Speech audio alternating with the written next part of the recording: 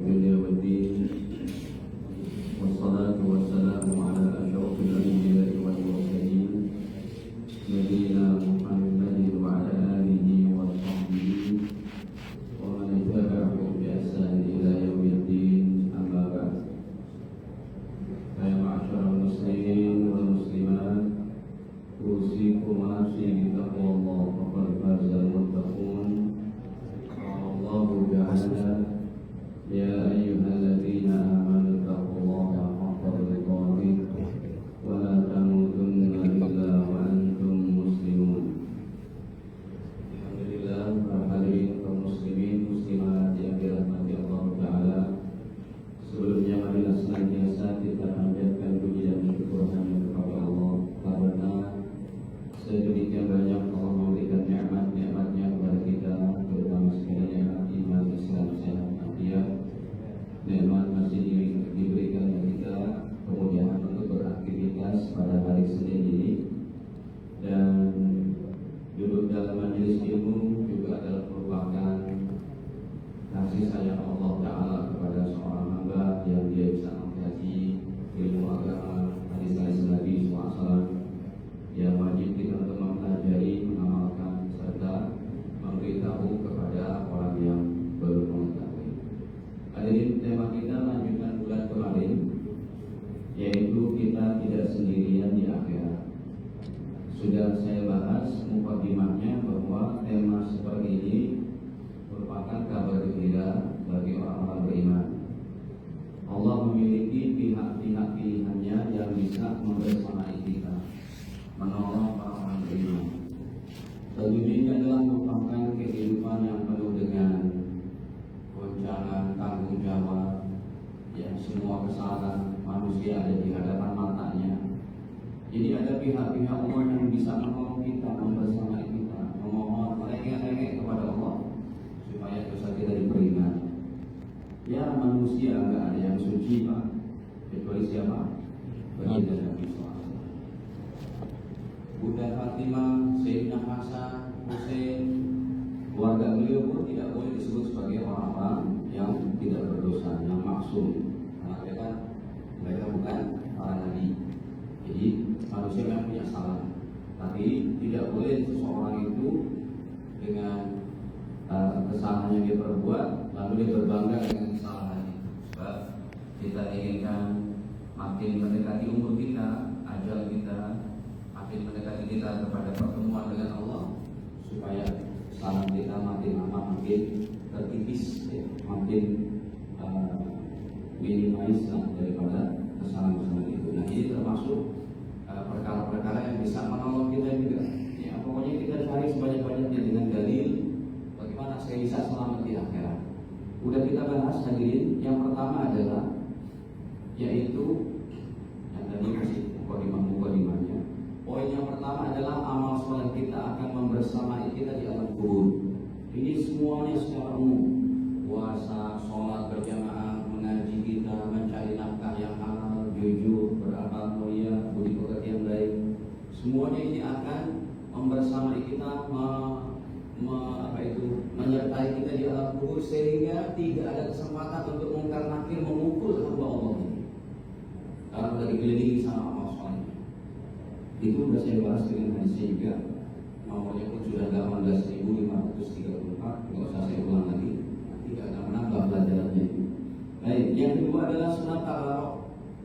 Ya, yang saya katakan pada bulan kemarin, kalau bisa kita hafal juz 30, surat Yasin, Al-Waqiah, tabarok. Paling tidak itu kita hafal begitu. Apalagi ada orang-orang di Bapak tadi ini biasanya pelajarannya orang-orang IPA semua nih. Biasanya yang berkaitan dengan nuklir. Ya, anak-anak IPS pun bisa masuk nuklir. Bisa juga. Dia paling admin ya. Baik, artinya gini, Anda ini anak-anak IPA gitu.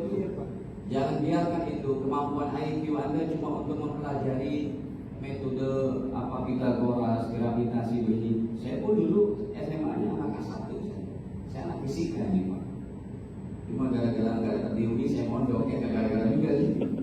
Saya emang maunya mondok gitu, jadi kebetulan ikut Sepen Malu waktu itu sebenarnya masih Sepen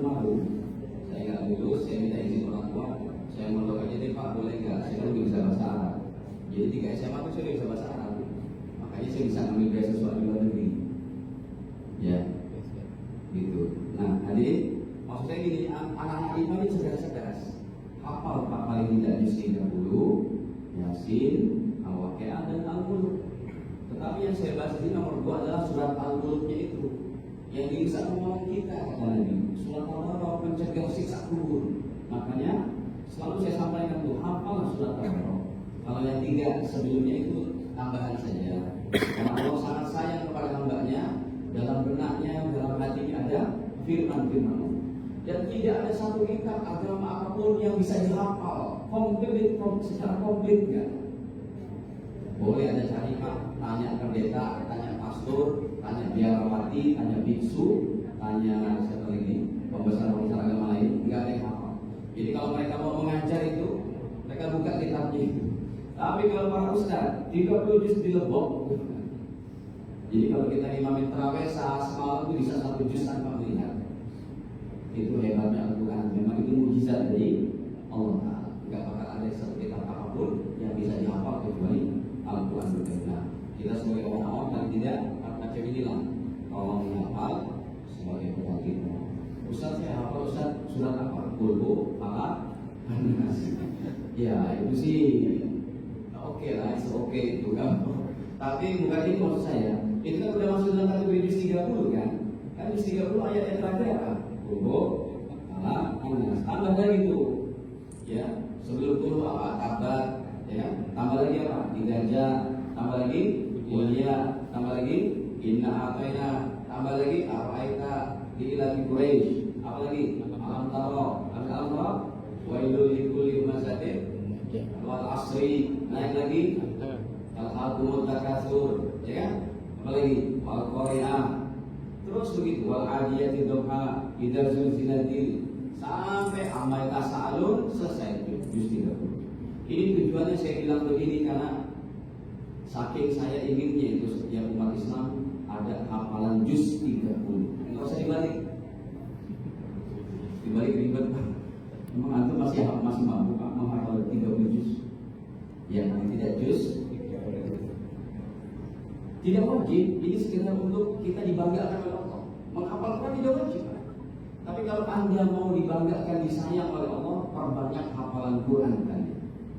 Makanya paling tidak saya tulis 4 macam ini, terutamanya surat Al-Mulknya yang tiap hari kita baca, itu membersamai kita di alam kubur. Yang ketiga, sudah saya bahas juga, istighfar anak untuk orang tuanya. Ya, dengan lafaz yang saya sudah tuliskan, ya, Rabbi firli wali walidayya ini. Yang atas nih, kalau yang atas itu untuk diri kita sendiri. Jadi orang tua kita nggak dapat doa dari kita. Padahal kalau kita ucapkan yang ini, Rabbi firli wali walidayya 100 kali, itu orang tua kita diangkat derajatnya. Ya, orang tua kita tidak sendiri di alamnya, mereka terangkat derajatnya dengan istighfar kita. Jadi kategori anak yang soleh itu hadirin bukannya berat banget. Anak soleh harus begini, hafal Quran, hafal hadis, bukan. Anak soleh itu yang udah sholat 5 waktu, puasa dijalankan, zakat dia tunaikan, zakat fitrahnya, udah gitu mendoakan bapak ibunya. Sebab saya belum pernah tahu, belum pernah lihat anak-anak nggak sholat bisa mendoakan bapak ibunya. Saya belum pernah tahu, belum pernah ada seorang anak nggak sholat, nggak ibadah, tapi bisa mendoakan bapak ibunya, nggak ada. Untuk dirinya ada dia lalai, apalagi untuk siapa? Tapi kalau anak-anak sudah sholat, makanya kata-kata anak soleh yang dipahami solehnya kayak Imam Syafi'i begitu.